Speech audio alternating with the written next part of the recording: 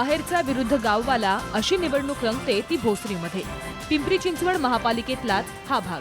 पण ग्रामीण भागाची संख्या जास्त, स्थलांतरितांचीही संख्या जास्त. निवडणुकीची चर्चा सुरू झाल्यानंतर हा वाद पुन्हा उफाळून आलाय. त्यामुळं आघाडी किंवा युतीमध्ये जागा कुणाला सुटते यापेक्षाही उमेदवार बाहेरचा की गाववाला हाच निकष इथं पाहिला जातो. त्यामुळं इतर मुद्दे गौण ठरतात की काय असं वाटायला लागतं. 50% आसपास इथलं मतदान होतं. त्यामुळे त्यातला अधिकाधिक वाटा मिळवण्यासाठी गटातटाचं राजकारण इथं मोठ्या प्रमाणावर होतं. हवेलीच्या विभाजनानंतर हा मतदारसंघ अस्तित्वात आला. त्याची ही दुसरी निवडणूक. याआधी अंकुश लांडगे यांच्या हत्येची सहानुभूती युतीला मिळाली. त्यामुळं 2007ची महापालिका आणि 2009ची विधानसभा या दोन्ही निवडणुकींमध्ये युतीला त्याचा बराच फायदा झाला. पण फेररचना झाल्यानंतर अस्तित्वात आलेल्या भोसरी मतदारसंघाचे पहिले आमदार म्हणून राष्ट्रवादीचे बंडखोर विलास लांडेंना यश मिळालं. त्यांनी शिवसेनेच्या सुलभा उबाळे यांच्यावर 1272 मतांनी विजय मिळवला. मागच्या निवडणुकीत पहिल्या अनेक फेऱ्या उबाळेच आघाडीवर होत्या. पण शेवटच्या क्षणी भोसरी गाव हे लांडेंच्या पाठीशी असल्याचं दिसलं. तिथनं निर्णायक आघाडी घेत ते आमदार झाले. त्यावेळी तळवडे, नेवाळे वस्ती, रुपीनगर, निगडी गावठाण, ओटा स्कीम या परिसरांनी लांडेंना पसंती दिली होती. तर त्रिवेणीनगर, यमुनानगर, म्हेत्रे वस्ती, साने चौक हा महायुतीच्या बाजूनं उभा राहिला. विशेष म्हणजे वसंत लोंढे आणि दत्तात्रय गायकवाडांच्या बंडखोरीमुळेही लांडेंचा फायदा झाल्याचं सांगितलं गेलं. त्यामुळे आताच्या निवडणुकीतही लांडेंच्या समोर उमेदवार कोण आणि बंडखोर कोण यावरच निवडणुकीची गणितं ठरणार आहेत. नुकत्याच झालेल्या लोकसभा निवडणुकीत शिवसेनेच्या शिवाजीराव आढळराव पाटलांनी या मतदारसंघातनं तब्बल 64,000चं मताधिक्य घेतलं. त्यामुळे स्थानिक पातळीवर राष्ट्रवादी काँग्रेसच्या पाठीशी उभा राहणारा हा मतदारसंघ महायुतीला पसंती देताना दिसला. साहजिकच आताच्या विधानसभा निवडणुकीत मतदारांचा कल काय असेल याची उत्सुकता आहे. भोसरीतून आघाडीतर्फे विलास लांडेंना उमेदवारी मिळणार अशी चर्चा होती. पण लांडेंनी अजून काहीही निर्णय घेतलेला नाही. तर राष्ट्रवादी काँग्रेसचेच नगरसेवक आणि स्थायी समिती अध्यक्ष महेश लांडगे हे दुसरे उमेदवार इच्छुक आहेत. पक्षाकडनं तिकीट मिळण्याची खात्री नसल्यानं त्यांनी महायुती किंवा अगदी मनसेकडनंही उमेदवारी मिळवण्यासाठी प्रयत्न सुरू केल्याची चर्चा आहे. मनसेचे या परिसरात 3 नगरसेवक आहेत. शिवाय जवळपास 40,000चं मतदान आहे. त्यामुळे त्याचा फायदा होऊ शकतो असा लांडगेंचा कयास असल्याचं बोललं जात आहे. शिवसेनेकडून उमेदवारी घेण्यासाठी लांडगेंनी मोठी व्यूहरचना केल्याची चर्चा या परिसरात अनेक दिवसांपासून रंगली आहे. विशेष म्हणजे शिवसेनेतल्याच काही नेत्यांनी लांडगेंच्या नावाची शिफारस केल्याचं सांगितलं जात आहे.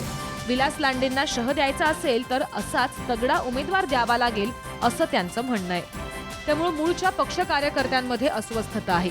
विलास लांडे हे राष्ट्रवादी काँग्रेस पक्षासोबतच राहिल्याचं इथल्या मतदारांनी अनेक वर्ष पाहिलंय.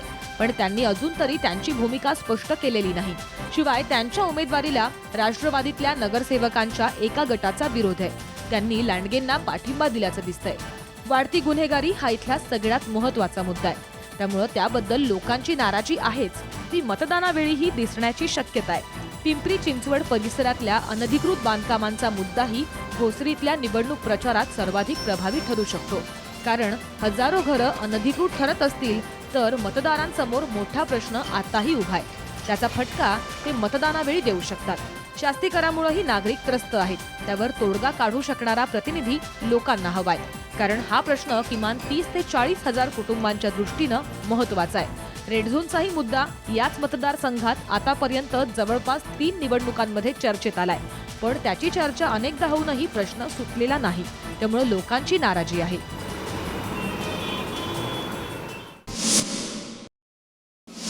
एका गावाचं वैशिष्ट्य असतं तसंच एखाद्या मतदारसंघाचं.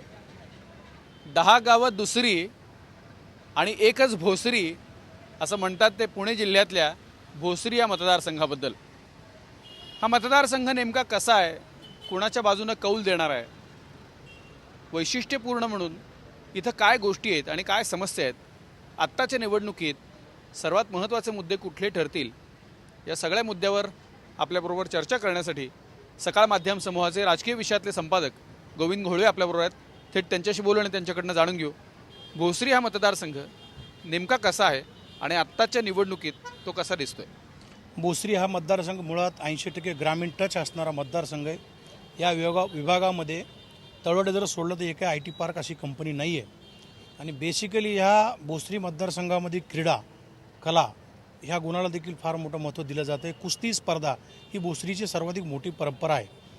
गाववाले आणि बाहेरगावे असे एक नगरसेवकाच्या टायमाला इलेक्शनमध्ये वादविवाद होत असे, परंतु आता तो पूर्वीचा राहिलेला नाही. कारण पिंपरी चिंचवड शहर हे कॉस्मोपॉलिटन शहर झाल्यामुळं या मतदारसंघामध्ये मराठवाड्यातील जवळपास 1 ते 1.5 लाख मतदार आज रोजी स्थायिक आहे. आपापल्या कामासाठी उपजीविकेसाठी हा जो गोरगरीब समाज आहे ह्या मतदारसंघात सर्वाधिक जास्त बाहेरचे तो स्थलांतरित आहे.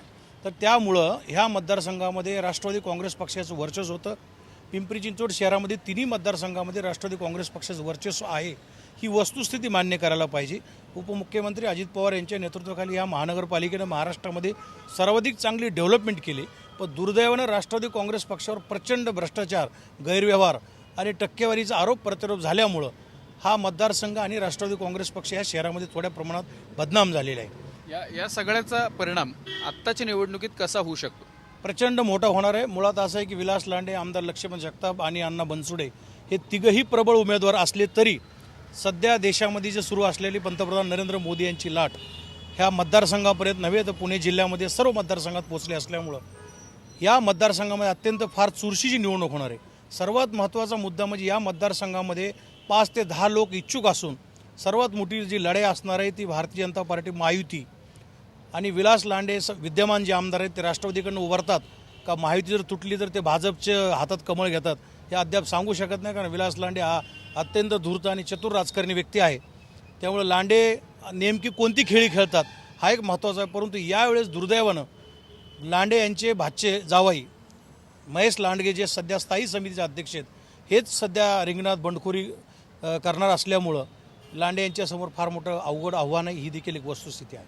याला जोडून एक प्रश्न, आता महायुतीचं वातावरण चांगलं आहे सगळीकडे, राज्यात अनेक ठिकाणी ते दिसतं आहे आणि मोदी लाटेचा परिणाम अजूनही अनेक ठिकाणी जाणवतो.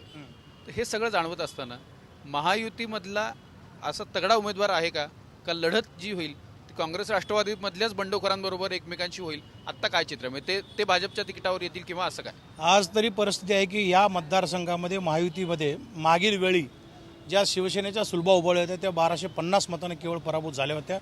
त्यांचं देखील या विभागामध्ये चांगलं काम आहे. परंतु विलास लांडे आणि बाकीची मंडळी आर्थिक आणि हा लोकल राजकारणाचं जे एक फॅक्टर असतात, मग ते कास्टचा फॅक्टर असेल की मौना गावाचा, भागाचा, जातीचा, धर्माचा, त्या फॅक्टरमध्ये ही मंडळी स्ट्रॉंग आहेत. ही वस्तुस्थिती जरी आहे परंतु यावेळी महायुतीकडनं जनतेनं एक कौल दिलेला आहे. सध्या तरी अँटी इन्कमसी फॅक्टर फार मोठ्या प्रमाणात सुरू असल्यामुळं सध्या तरी महायुतीचं पारडं जड आहे. परंतु त्यांच्याकडे कुणी असा प्रबळ दावेदार किंवा असा मोठा उमेदवार नाही. केवळ शिवाजीराव आढळराव पाटील यांना मागील लोकसभा निवडणुकीमध्ये 84,000 मताधिक्याचं मिळालेलं लीड ह्या मतदारसंघाच्या जीवावर महायुती हा मतदारसंघ आपल्याकडे काबीज करण्याचा प्रयत्न करत आहे. तर पुन्हा तिसऱ्यांदा निवडून येऊन एक प्रकारचा आगळा आणि वेगळा उपक्रम करण्यासाठी विलास लांडे प्रयत्नशील आहेत. इथले मतदार स्वतःचं घर का शहराचा विकास यातल्या कुठल्या गोष्टीला महत्त्व देतात आणि मतदारांदिवशी काय मुद्दा घेऊन बाहेर पडतात हे पाहणं औत्सुक्याचं ठरणार आहे. कॅमेरामन संपत मोरेसह स्वप्नील बापट, साम TV, भोसरी.